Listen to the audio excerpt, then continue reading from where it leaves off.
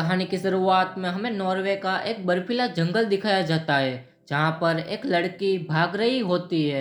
वह ज़ॉम्बी इस लड़की को मारना चाहते हैं।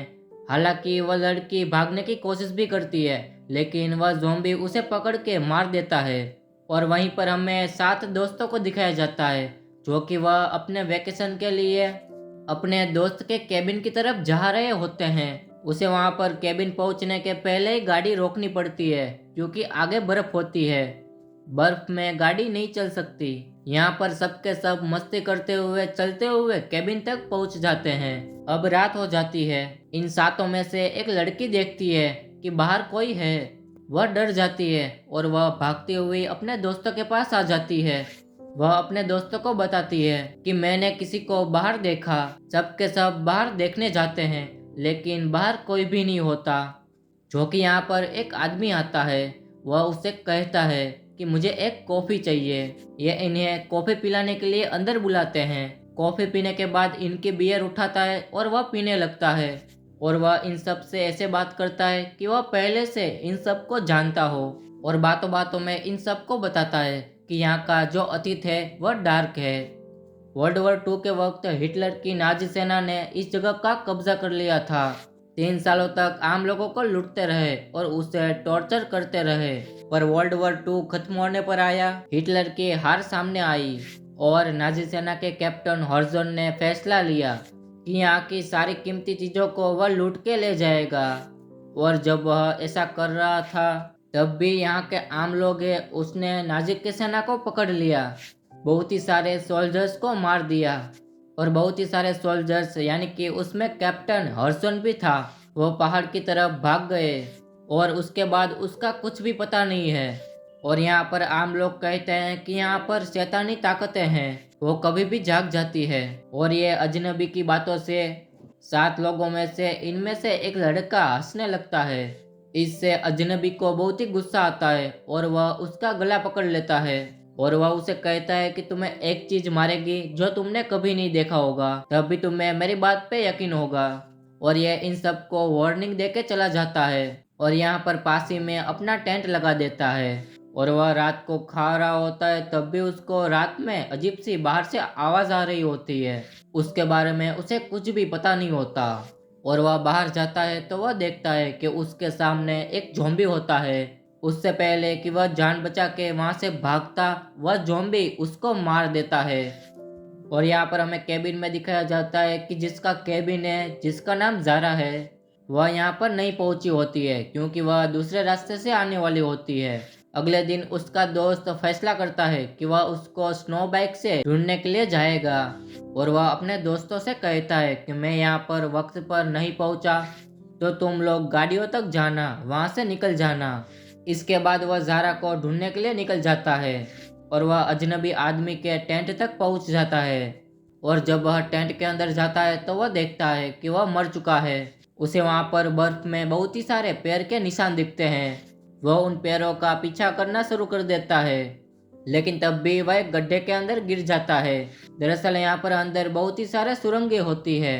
और वह धीरे धीरे अंदर जाता है और वह देखता है कि वहाँ पर बहुत ही सारे हेलमेट होते हैं। और वहाँ पर उसकी दोस्त जारा की डेड बॉडी भी होती है। उसको किसी ने मार दिया है और इसको कुछ भी समझ नहीं आता कि यहाँ पर क्या हुआ। और यहाँ पर दूसरी तरफ केबिन में दिखाया जाता है, जहाँ पर इन लोगों को एक लकड़ी का बॉक्स भी मिलता है।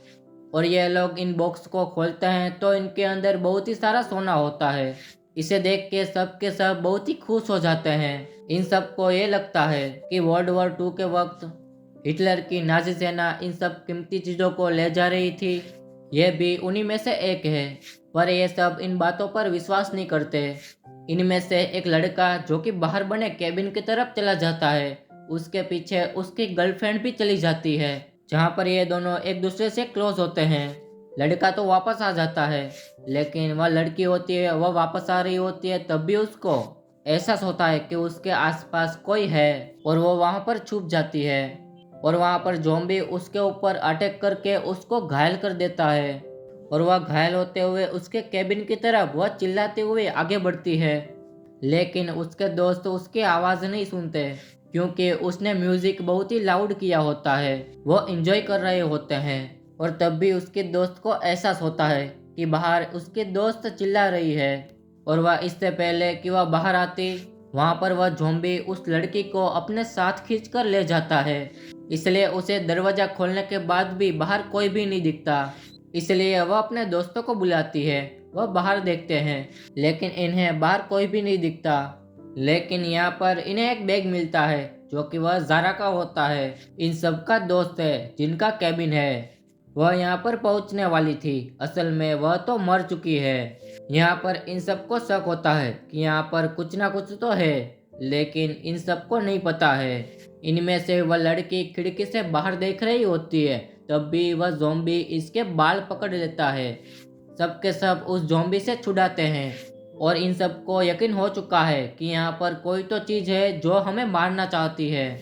और यह सब के सब दरवाजे बंद कर देते हैं और यह अपने हाथ में हथियार ले लेते हैं। और यहाँ पर बहुत ही सारे ज़ॉम्बीस होते हैं और वह ताकतवर होते हैं और वह केबिन के दरवाजे को तोड़कर अंदर आना चाहते हैं। और इनमें से एक लड़के को एक ज़ॉम्बी उठा लेता है और उसको मार देता है। और यहाँ पर केबिन में 4 ही लोग बचे होते हैं और ये लोग प्लान बनाते हैं कि सुबह होते ही 2 लोग ज़ॉम्बीस को देखेंगे और 2 लोग गाड़ियों की तरफ जाएंगे ताकि गाड़ियों से यहाँ से निकला जा सके। और यहाँ पर दूसरी तरफ उन दोस्त को दिखाया जाता है जो कि वह ज़ारा को ढूंढने के लिए गया था, जो कि वह गुफा में गिर गया था। वो गुफा से बाहर आता है और तब भी उसके सामने एक ज़ॉम्बी आ जाता है। ज़ॉम्बी उस पर हमला करता है और वह लड़का ज़ॉम्बी की तरफ सामना भी करता है, लेकिन वहाँ पर एक और ज़ॉम्बी आ जाता है और ये दोनों ज़ॉम्बी उस पर हमला करते हैं। वह लड़का एक ज़ॉम्बी को मार भी देता है और दूसरे ज़ॉम्बी को रस्सी से खींचकर वह चट्टान के ऊपर से कूद जाता है। हालांकि वह लटक जाता है, लेकिन ज़ॉम्बी ने उसको पकड़ा होता है। ज़ॉम्बी उसकी गर्दन को काट लेता है। वह किसी तरह से ज़ॉम्बी को नीचे गिरा देता है और वह खुद भी ऊपर आ जाता है। और यहाँ पर केबिन में सबको दिखाया जाता है जो कि अब सुबह हो चुकी है। और यहाँ पर 2 लोग अपनी तरफ ज़ॉम्बीज़ को खींचने के लिए आकर्षित करते हैं और ये 2 लड़कियाँ गाड़ियों की तरफ जाते हैं, लेकिन ये दोनों रास्ता भूल जाते हैं। तब भी इन लड़कियों के ऊपर ज़ॉम्बीज़ हमला कर देते हैं। ये दोनों ज़ॉम्बीज़ को सामना करती है। उनमें से एक लड़की भाग जाती है, लेकिन दूसरी लड़की को ज़ॉम्बीज़ पकड़ लेते हैं और वह लड़की ज़ॉम्बीज़ की ग्रेनेड खींचकर उसको ब्लास्ट कर देती है। उसकी वजह से वहाँ पर उसके साथ उसकी मौत हो जाती है। और यहाँ पर काफ़ी सारे ज़ॉम्बीज़ को दिखाया जाता है जो कि वह उसके साथ उसका कैप्टन हरज़ोम भी होता है। वह अपने साथियों की मौत से बहुत ही गुस्से में होता है। और यहाँ पर वही लड़की को दिखाया जाता है जो कि वह ज़ॉम्बी से बचकर भाग रही होती है, जिसका नाम हना है। वह भागती हुई एक चट्टान के ऊपर पहुँच जाती है। उसे कुछ भी समझ नहीं आता है कि उसे क्या करना चाहिए, इसलिए वह बर्फ के ऊपर कूदना शुरू कर देती है। और जैसे ही ज़ॉम्बी उसके पास आता है तो बर्फ टूट जाती है। बर्फ टूटने की वजह से वह चट्टान के ऊपर से दोनों के दोनों नीचे गिर जाते हैं। वो वहाँ पर बेहोश हो जाती है। उसे होश आता है तो वह देखती है कि वह बर्फ के नीचे दबी हुई होती है। उसके पास वह ज़ॉम्बी भी होता है जो उसे मारना चाहता है, जो बर्फ के नीचे दबा हुआ है। वह निकलने की कोशिश भी करता है, लेकिन वह उससे निकलता वहाँ पर वह लड़की उसे मार देती है। और यहाँ पर उसी आदमी को दिखाया जाता है जो कि ज़ॉम्बीज़ ने उसकी गर्दन को काट लिया था। वो अपनी स्नो बाइक पर अपनी गन लगाता है। वो ज़ॉम्बीज़ का शिकार करने के लिए केबिन की तरफ निकल पड़ता है। और यहाँ पर हमें केबिन में 2 आदमी को दिखाया जाता है जो कि वह दोनों आदमी ज़ॉम्बीज़ का सामना कर रहे होते हैं और वह उस बम को बनाते हैं। वह बम बाहर फेंकने वाले होते हैं, तब भी वह बम केबिन के अंदर गिर जाता है। उसकी वजह से केबिन में आग लग जाती है और उन दोनों को केबिन से निकलना पड़ता है। उसके बाद वह पास के एक शेप में जाते हैं। उसके अंदर बहुत ही सारे हथियार होते हैं और ये दोनों फैसला करते हैं कि हम दोनों इस हथियार से ज़ॉम्बीज़ का सामना करेंगे। और यहाँ पर हमें ज़ॉम्बीज़ को दिखाया जाता है जो कि उसकी पूरी फौज आ जाती है और ये दोनों उस हथियार से ज़ॉम्बीज़ का सामना करते हैं और ज़ॉम्बीज़ का आना ख़त्म नहीं हो रहा होता। और यहाँ पर वो आदमी आ जाता है जो कि अपनी स्नो बाइक के ऊपर अपनी गन लगाकर केबिन की तरफ गया था और वह बहुत ही सारे ज़ॉम्बीज़ को मार देता है। लेकिन उसकी किस्मत अच्छी नहीं होती है, इसलिए उसे सभी ज़ॉम्बीज़ उसे मार देते हैं। और अब यहाँ पर हना भी आ जाती है जो कि वह गाड़ी ढूंढने के लिए गई थी। और हना उसके दोस्त के पीछे खड़ी होती है, इसलिए उसके दोस्त को लगता है कि उसके पीछे ज़ॉम्बी है, इसलिए वह उसके ऊपर हमला करता है। उसकी वजह से उसकी मौत हो जाती है। हालांकि हना की मौत से ये दोनों के दोनों टूट जाते हैं, लेकिन इन्हें लगातार ज़ॉम्बीज़ का सामना करना है, इसलिए वह ज़ॉम्बीज़ का सामना करते हैं। इन्हीं में से एक मार्टिन होता है जो कि ज़ॉम्बीज़ उसके हाथ पर काट लेता है, और तब भी उसे वही आदमी की याद आती है जो कि वह केबिन के अंदर आया था। उसने बताया था कि ज़ॉम्बी किसी को काटता है तो वह भी ज़ॉम्बी बन जाता है। इसलिए मार्टिन अपना हाथ काट लेता है ताकि जहर इन्फेक्शन उसकी बॉडी में ना फैले। और यहाँ पर जितने भी ज़ॉम्बीज़ होते हैं उन सबको वह मार चुके हैं। और यहाँ पर एक ही कैप्टन होता है जो कि उसका नाम हरजोम है।